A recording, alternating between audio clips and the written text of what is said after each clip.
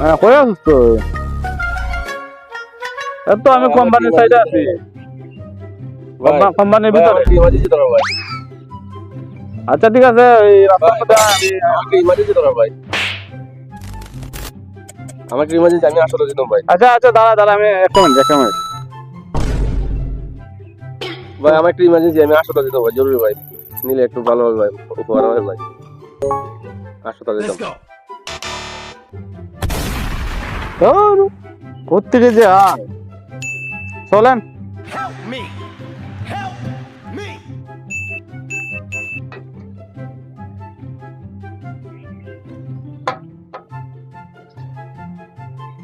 তোর চাবি